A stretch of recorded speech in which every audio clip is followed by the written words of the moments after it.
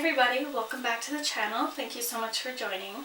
Today I am doing another book review, and today the book is going to be Roverandom by J.R.R. Tolkien.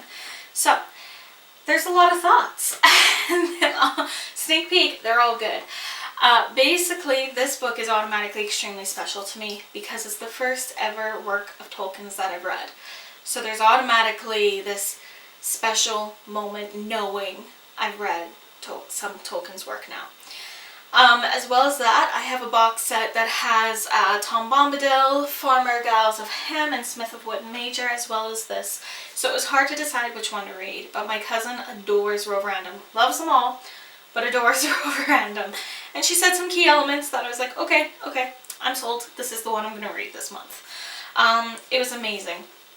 Essentially, why and how the story came to be is Tolkien's second oldest son, Michael, had a toy dog named Rover, and on a family vacation he lost it on the beach. So Tolkien made up the story of Roverandom to comfort Michael as to why it went away. His eldest son, John, got invested in the story and wanted to know more. So that's what led to Tolkien building upon the story as well as writing it down. So, I mean, I can't even guess how many around the world are thankful for that. It's a beautiful story about this dog, Roverandom, who has these misadventures and goes on adventures genuinely to the moon, to the bottom of the sea, just to fix his mistakes and to set things back to the way that they were.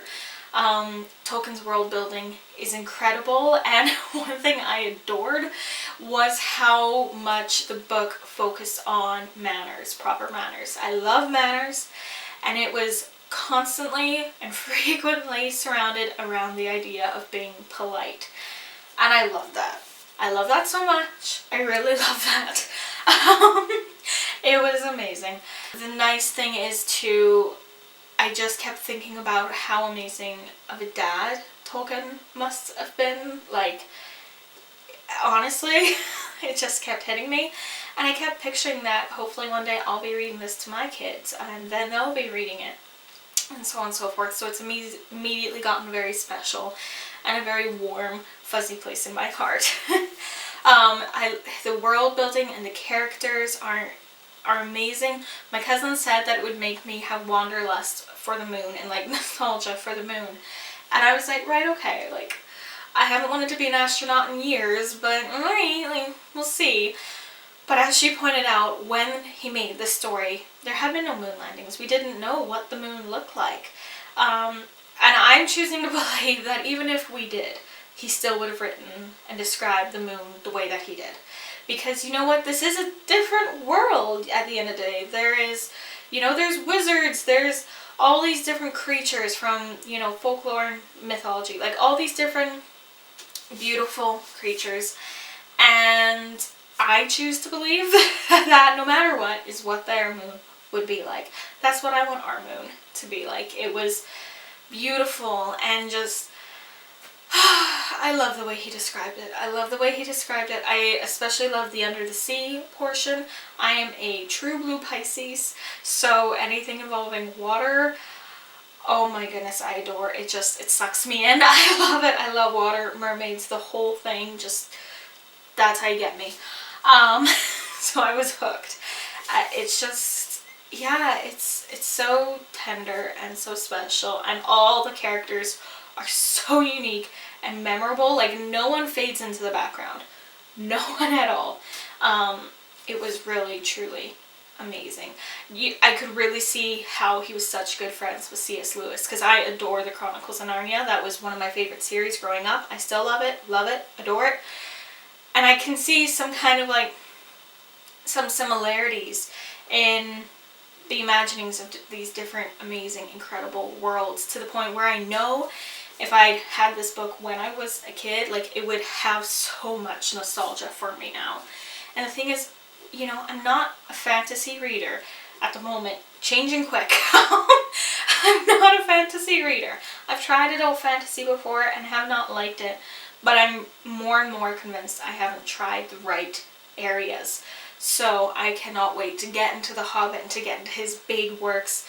because after reading this, like, I know it's written for kids, but you can tell his writing's really accessible and charismatic and funny. I can't wait to read what else he's written, but I'm so happy I finally have read something that he wrote. So now I just need to decide which of the remaining 3 I read next, Bombadil, Farmer Giles, or Smith. If you've read any of them, please let me know which one to read next. I kind of just want to read them all right now, but then I wouldn't have any more to discover, so I'm gonna try to read one a month. So let me know which one I should pick up next. If you've read this and if you have any thoughts, please let me know. I would love to chat about it. But yeah, in the meantime, if you'd like to like, comment, and subscribe, and I'll see you in my next video. And stay safe, take care, and I'll see you later. Bye! Forgot to say my rating. So I'm giving this 4.5 stars. I don't typically do halves. I would normally just be on the whole. But it's not 4 stars, it's more than that. But it's not quite 5 stars either. 5 stars is like blows my mind, gives me a book hangover, and stays with me for, like, just lurks with me afterwards. And this wasn't quite that. Like, if I wanted to be really nitpicky, it'd be 4.75. I see some people do. And there's nothing wrong with that. I'm just not used to it. But honestly, this book was really amazing. I really loved it. I'm really happy about it. Yeah, I have a feeling it's going to get more special to me over time. Like I said, reading to my kids and whatnot. Yeah, it's a really, really special one. Oh, and if anyone's curious about this edition, it's the HarperCollins edition. I think they called it like pocket size. And it does have some illustrations throughout, which are really cool. I really like them. Some black and white illustrations. So yeah, and you know what? While I'm rambling, gorgeous end papers too. Gorgeous end papers. So yeah, we'll see if it changes to a 5. But at the moment, 4.5-ish. But we'll see. Anyway, see you later. Take care. Bye.